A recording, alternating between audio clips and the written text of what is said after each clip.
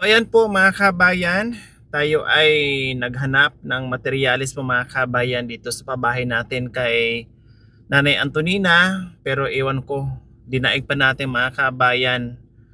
Wala tayo sa Maynila pero ang traffic wagas po mga kabayan, inabot na tayo ng 2 oras. Magagaling po sa Santa Maria po mga kabayan at papuntang Asingan po mga kabayan, na yung pinakamahabang tulay sa Pangasinan po mga kabayan. Dito po nagkaroon ng napakahabang traffic po mga kabayan. No, usad pagong yung traffic po dahil may ginagawa, no, inaayos po kasi mga kabayan yung tulay, nag-cause po ng traffic, or dahil po siguro sa nagbantay po mga kabayan, hindi na bantayan ng maayos mga kabayan, or siguro na nanghalian or nagpahinga muna, kaya inabot kami ngayon ng siyam-siyam sa paghahanap at inabot kami tuloy ng siyam-siyam po mga kabayan sa aming travel ngayon. Grabe po mga kabayan, yung iba bumalik na, no, nandyan na yung mga tanod, yung mga pulis, no, mga barangay, nagtutulungan na sila mga kabayan para maibsan yung traffic magkabilaan. Pati ambulance mo mga kabayan hindi na makakadaan. Sana makagawa tayo ng ambulance na lumilipad. Lagyan natin ng ng pakpak para makalipad. Ayan po. Oh. O paano siya dadaan doon? Itulay yung sa kabila, hindi na pwedeng tatabi yung mga nagsiksika ng mga sasakyan mga kabayan. Diyos ko apo. Wala tayo sa Maynila pero ang traffic wagas.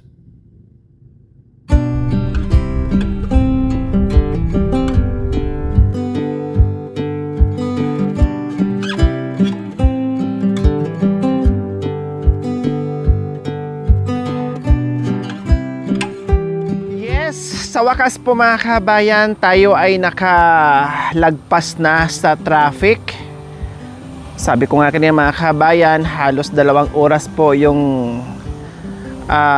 tininggan natin doon sa tulay mga kabayan. Gusto ko nang tumalon sa tulay mga kabayan. Siyempre, hinatid ko yung mga karpintero dito kanina. Hinatid ko sila mga kabayan. Tapos bumalik kami kasi naghanap ng materyales. Then meron kaming pinuntahan din, no? Punta doon, punta dito.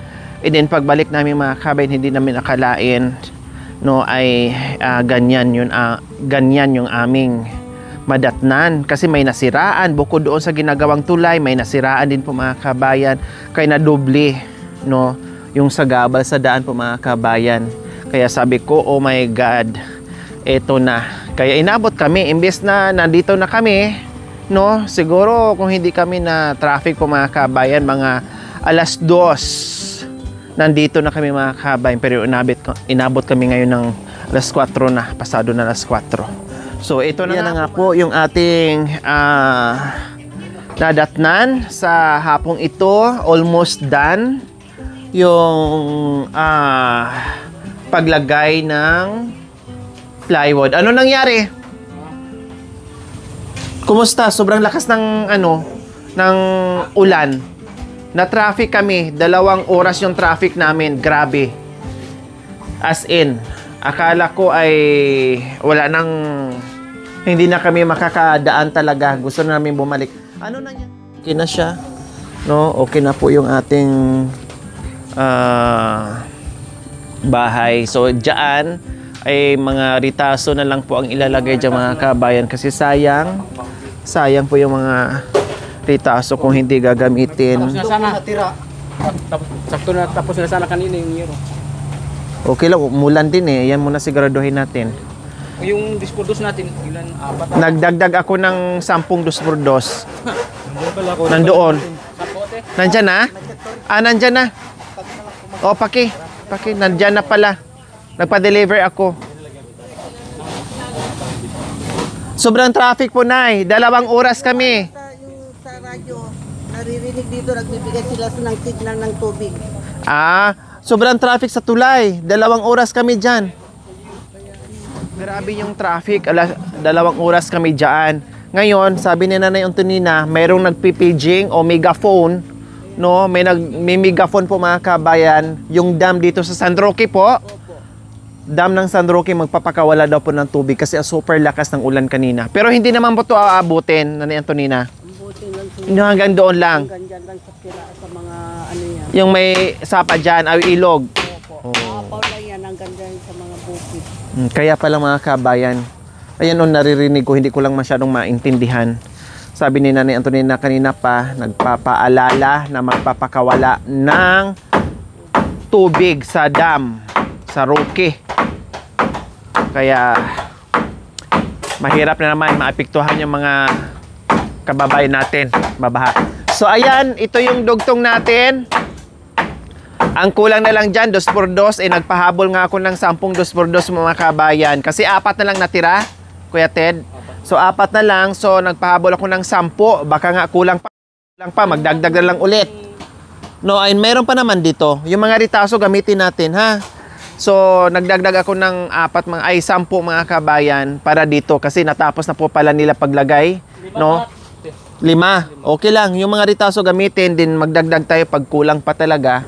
No, para hindi masayang. So ayan po mga kabayan. Ito yung sobra na binigay ato doon. Oo, okay. Okay. So ito, okay na rin po mga kabayan. Kaya ayan, no, lumaki na. Lalo lang pag mabubungan yan, lumaki na po mga kabayan. Kaya umabot din tayo. Siguro na sa mga more or less na sa 30,000 na po mga kabayan. Kasi ngayon nakadagdag tayo ng almost 3,000. No, almost 3,000. Kaya wala. Sabi ko nga po, grabe na yung budget natin. No, pati nga mga rita-ritaso, hindi na namin sinayang, no. Ginamit na namin mga kabayan kasi grabe na yung banat ko, no. Pero nag-i-expand talaga ang expenses po mga kabayan. Kaya sabi ko, hindi biro. Ay, meron na po kayong merienda pala, Nay? Okay na po yan. Bukas na lang po pala yun. Tapos na sila. Okay na po yun. Okay na po yun. Opo, bukas na lang po yun. Kasi marami po pala, oh. May mga pandesal, may mga ano. Tapos meron pang kamuting kahoy pala. Nila ayaw niya yung tinapay, binigyan ko. Wag na, ito na lang sabi ko. Okay. Bukas na lang po yan. Inom na lang sila ng ano. Ng tawag nito. Soft drinks. Ano nangyari sa resibo natin, Kuya Joel? Pinamunas to? Nilagay ko sa busa. Ay, apo. Madami tago ko na lang ito. Opo, para po bukas na. Malin, hindi namin inulam. Opo, sige po. Bukas na lang po. Dahil naggulay ako ng papaya sa kamalunggay, binigyan ko ng sardina. Diyos ko, yung resibo kanina, ano na nangyari sa resibo. Alam mo mga kabayan, ako, kahit yung team napapagalitan ko pagdating sa resibo, pagdating sa pera, ayaw ko kasi yung pera nakaganyan. Ayaw ko, gusto ko yung nakaayos pagtupi. Pati kahit resibo o mga papel dyan sa wallet ko, ayaw ko yung naggusot-gusot. No, kaya magagalit ako pag yung nagusot-gusot yung pera, pag nagsukli sa akin, pag nag-abot sa akin. Kasi gusto ko, yung ganyan, yung maayos. Hay, apo. Naka 4-5. Kanina to na hinabol natin kanina. No, plywood natin, 4,551. So, naka 25 tayo. So, 25, 30. Plus almost 3,000. Mga more or less 35,000 po pala mga kabayan. Yung isa resibo nandoon na. Kasi schedule ang nagbayan nito. No, siyempre, nagbibigay din tayo ng tip. Alam naman nila, sila naman nag-aabot sa tip mga kabayan sa mga nagdi-deliver. Pag wala kami dito, matik po yun. Mag-iwan ako ng pambayad. Plus, mag-iwan ako ng pangmerienda sa mga nagdi-deliver. Tip po mga kabayan, kumbaga. So, ayan, more or less, nasa 35,000 na po tayo. Imagine, ha? Binanat ko na ng husto yung mga kabayan, no? Kasi kung hindi rin ako mag-extension, mga kabayan, anong mangyayari dito sa, ni Nanay Antonina? Kaya sabi ko, sige, kahit shitty lang, sige, mag-extend tayo para may malutuan. Siyempre, pag nag-extend ka, mga kabayan, matik, extended din yung budget. May extend din yung budget, mga kabayan. No, nai-expand din. Kaya, ang hirap. Pero ganun pa man, sige, kakayanin pa, bahala na. Bahala na po mga kabayan. At buti lang, meron pang iba na kahit papaano, paunti-unti ay nagdadagdag, no? Kaya nahuhugot po natin. Kaya lagi tayong nakadepende sa budget natin mga kabayan, no? Lagi talaga tayo nakadepende. Hindi tayo naka-fix sa mga expenses natin. Nakadepende po tayo palagi sa expense, sa materyales, sa laki, situasyon, sa distance, and sa budget natin. Okay, so ayan. Pati yung pagtatrabaho mga kabayan, lahat kami ni-rush namin. Pati pagtatrabaho, pinaparush ko, ni-rush namin, no? Kaya nga kami ikotin ng ikot kung saan-saan. Kasi nga, ang dami kong nakabinbin. Iniwan natin si Tatay Rone at saka si Ler, hindi ko pa nabilikan. Si Moy Moy, hindi ko pa nabilikan. Siningit ko lang talaga to, no? Kasi super layo nito. Nasa Pangasinan ang area ko nasa Pampanga na ako mga kabayan. Tapos ito lang talaga yung inuwi ko. Siningit ko lang talaga. Kahit sobrang busy ko mga kabayan, siningit ko lang to. Then nakadapa na nga yung bahay ni Nanay Antonina, no? Then after nito mga kabayan, lipad na naman ako ng Pampanga, no? At madalian na, mabilisan na. Hala, sige, gawaan ng paraan natin. Ang importante matayo ng maayos na matibay.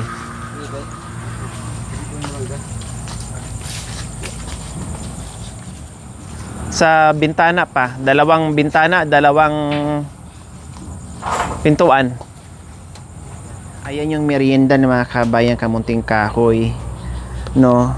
Tapos nagdala ko ng tinapay, dalawa pa yung mga kabayan. Nagdala ko ng tinapay, dalawang balot, no? Tapos nagdala din ako ng soft drinks. Tapos bumili din ako ng pasit canton. Lulutuin ko sana, nag-utos na ako ni Nanay Antonina. Kaya lang, tatapos lang nila kasi na late nga dahil traffic. So nagmerienda na sila, no? Kasi anong oras na mga kabayan, alanganin na, katatapos lang magmerienda. Sabi ko, sige, bukas na lang magluto ng pasit canton. Tamang-tama sana tinapay kasi masarap tong tinapay mga kabayan. Kaso nga lang na late nga tayo, kaya hindi na yung pasit canton mga kabayan. Nagkamuting kahoy na lang sila. Bukas na lang, no, Kuya Joel, ne? Bukas. Traffic mga kabayan, pagbaba namin sa tulay, dumaan na kami ng kahoy, no? Para sabi ko baka kapusin, mag-aantay na naman, oh. Kung hindi ako nagkamali. Buti na nagdagdag ako ng 10 plus yung ito.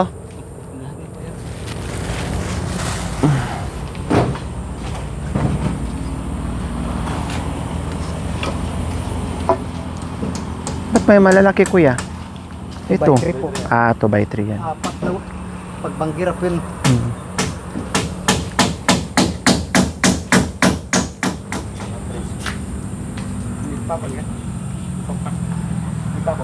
Hello po, may nag-request pala Nanay Antonina. Napapayak daw. Sabi niya, bakit nakalimutan kantahin ni Nanay Antonina yung Manang Biday? Sige po, di bali, pagbalik ko sabihin ko. Yung Manang Biday daw po, Nanay Antonina. Manang biday, ilukat mo man, kabintana, ikalumbabang. Takita emto'y kinayawag, mataya kunyo di nakasyan. Asino ka, ngaglabas-labas, to'y harding ko, pagay ayamak. Among marot, abala sangak, sabong nereryo, di pa'y nagukrat.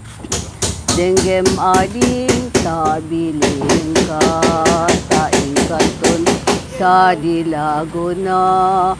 Agala kantot bungat mangga, kemdon sonis pa'y nga ado kita. Dayto'y panyok, no maregrek ko, ti makapidot, isoblinan to, na markaan kan tinagang ko, set na burdaan, pisi ng puso. Mga kabayan, ihahabol namin ilagay lahat yung yero ng kusina sa bahay ni Nanay Antonina mga kabayan. No? Kasi may dingding na para pag ulanin ay safe na. And then titinan natin kung ano pang idagdag natin mga kabayan. Basta ay importante na ayos natin at naranyag nga bulan na lang. naayos natin at safe na po si Nanay Antonina. Ano po yun, Nanay Antonina? Yung naranyag na bulan sa Ilocano. Naranyag na bulan, maliwanag na buwan. Opo. Okay, sige. Naranyag nga bulan, on-onoy ko endingam. Sana sila nga sila mo, di mo kanipailam. Nadit. Nalipatan na ang kanta ni Nanay Antonina. Hindi alam kung anong kasunod na. Sana sila nga sila Dahil sa tanda ng kanta. Di pa iram tapnon yak mayaw awan. Uran niya nga bulan, ikakadin. Adot, malipata ko nga Nalipatan na naman ang matandang kanta ni Nanay Antonina. O, di ba? So, sobrang tagal na po na Nanay Antonina, no? Matagal na Siyempre, yun. kung matanda na si Nanay Hindi Antonina, ko na mas kasi- matanda yung kanta. Hindi ko kasi kinakanta yung mga... Bihira. So, ayan po mga kabayan, nailapat na po natin yung yero at pinapakuan na po mga kabayan. Ang bilis lang, no? Ang bilis lang po mga kabayan para bukas ay dito na naman sa kanyang kusina. Yung upuan magagawa, pati yung banggira po mga kabayan. Kasya yung ano natin, yero? Oh, 3.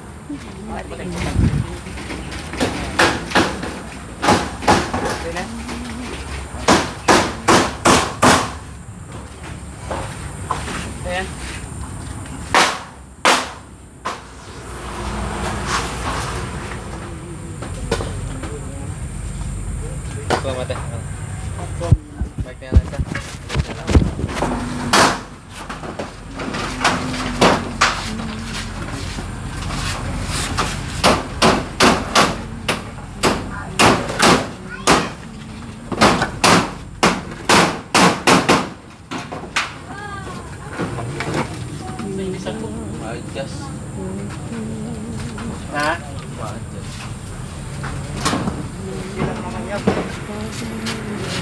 Di ano na lang.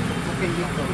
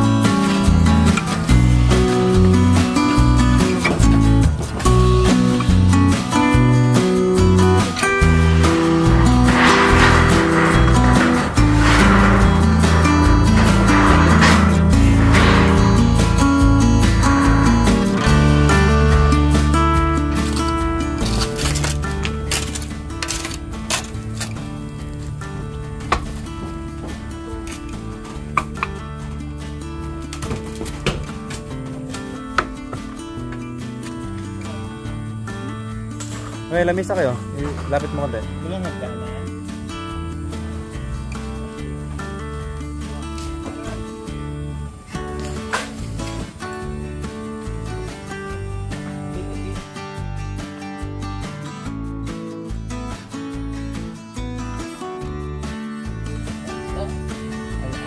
Aray. Nag-shortcut ka pa talaga. Shortcut ba yan o long cut? Traffic ba kuya?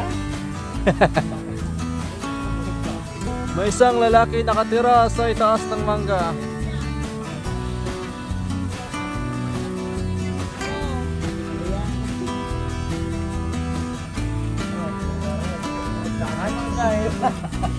Ito pa yung bahay ni Mama.